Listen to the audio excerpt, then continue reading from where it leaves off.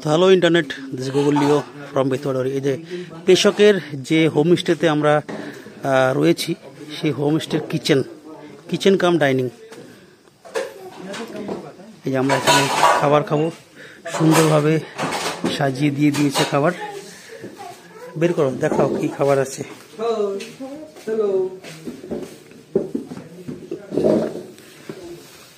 Chicken আছে,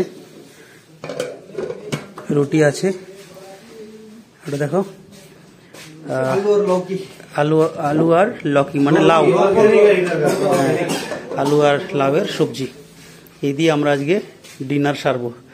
তো এই যে এই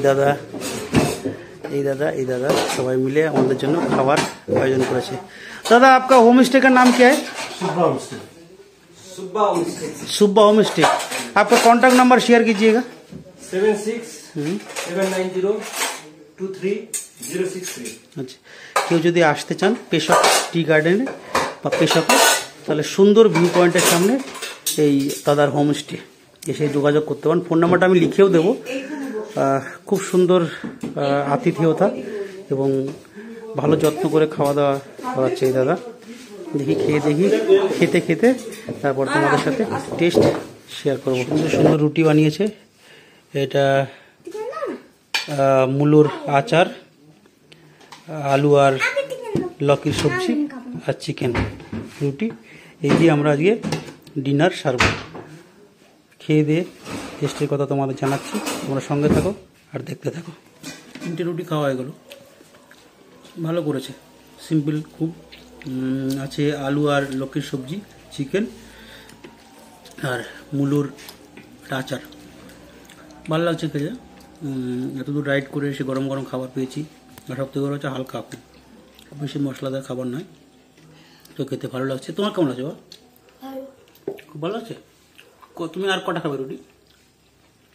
একটা চিকেন ওটা খাবে? ঠিক, খাবার কেমন হচ্ছে?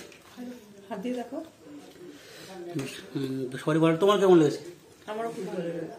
সারাদিন এই যে এইভাবে রাইড করে এসেছি।